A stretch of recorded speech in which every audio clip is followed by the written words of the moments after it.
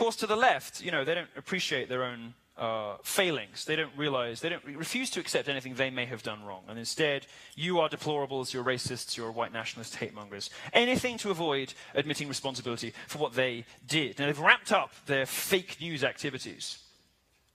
And one of the best ways they do this, which you may have noticed in the aftermath of the election, is hate crime hoaxes. Do you know about hate crime hoaxes? So basically, almost every rape you hear about on campus is fake. Now, that doesn't mean that rape doesn't happen on campus, but the ones the media chooses to report on, the sensational stories, the Rolling Stone, you know, any notorious campus rape you can care to imagine from your media memory from the last 30 years, they all turned out to be fake. And this gives you some idea of the sort of credulousness of journalists. They will believe anything if it fits the narrative, if it concords with the vision of the world they want to push. They believe that all men are potential rapists and that colleges are hotbeds of misogyny, rape, and sexual assault. So like a deranged fantasist, Jackie Coakley, can go up to the Rolling Stone, provide no evidence whatsoever of what happened to her, provide this harrowing, appalling tale, refuse to provide any evidence, go quiet on the journalist, provide a story that doesn't add up, and they run it anyway. And they don't just run it, they put it on the fucking front cover. Well, justice was served in that particular case. But it does show how credulous journalists are. And many people try to get away with this stuff because they know they can. And because it feeds this insatiable well of need for outrage. You know, the sort of, look, an injustice. There is, as Douglas Murray says, the second best gay British journalist in the world.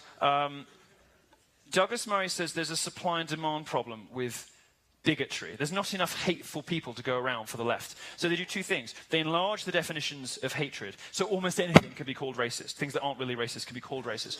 And they also just make shit up. And they make shit up all the time. That's how the UVA rape fantasy in Rolling Stone came about, by the way. This trend has accelerated since the election. Fake attacks on Muslim women seem to be in vogue right now. They are the fashion. But they're all fake. Or at least enough of them are fake for you to wonder why we're printing them without checking them. Why journalists will just run this shit without checking it. I wrote an article in May 2016 that documented 100 fake hate crimes that were plastered across the media in just a decade. 100 of them. And there, of course, there were dozens more that never made it to the public eye, and dozens more that we just didn't pick up. But we stopped at 100. We probably could have found 500, you know. Media runs on this stuff. 500 of them probably wouldn't take too long to find.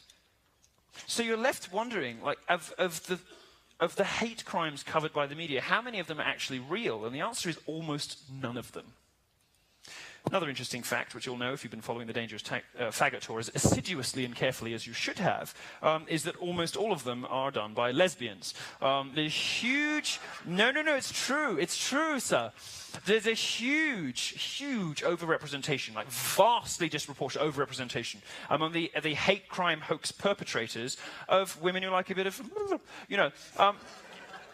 There are these women who punch themselves at music festivals and turn out to be dykes. There's so many of them. They're these lesbian professors who carve things into their own arms, you know, like bitch, and say, I was raped and he did this, and then eventually 6 months later, it comes out that she did it to herself. These people are bonkers, honestly.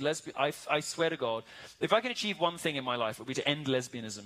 It is a horrible political fad. It is a ridiculous invention of the political left that barely existed in the ancient world. I mean, go back as far as the Greeks, the Spartans. I mean, you know, 650 BC. We were fucking each other like crazy. The blokes were. And lesbianism appears occasionally in the literature, but it's, you know, if juvenile Tacitus would have written about this stuff, they would have gone nuts on it, and they didn't. The number of people identifying themselves as gay is creeping up. The number of people identifying as lesbians is skyrocketing. It's a sort of political statement more than a sexuality. And that gives you a clue as to why so many of them end up committing fake hate crime hoaxes. And I bring this up particularly because Colorado Springs is on the list. In 2015, threats were left outside of a predominantly black church referencing the KKK. Do you remember this? Yeah, some people remember this. And a second one that said, "Black men beware, you are the target." When I say that, it's true. Perhaps I I had to check because it rang a bell no, it rang a bell. I thought perhaps that was a T-shirt I have or something. I was like, I know that from somewhere. I've heard that before. Maybe I've got a T-shirt with that on. But no, it was a hate crime hoax from I know I will. It was a hate crime hoax Colorado Springs. This is the evil racist that local police found. This is the guy that did it.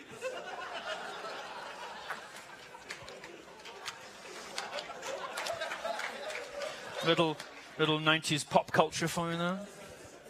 Oh! Whoops. Sadly, this is part of an increasing trend in the US. It is happening all the time, so I encourage you to go out with extreme skepticism when you hear about hate crimes. I happen to believe that hate crimes aren't really a thing.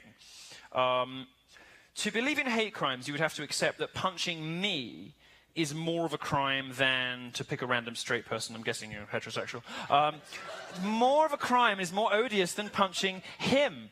Now, it's quite clearly the case that I'm eminently more punchable than him. I'm very punchable. But according to hate crime kind of philosophy, it's more of a crime to hit me. You'd go away for longer. It's worse because I suck dick. That's insane. Because although I might do that, I'm also really obnoxious and probably had it coming.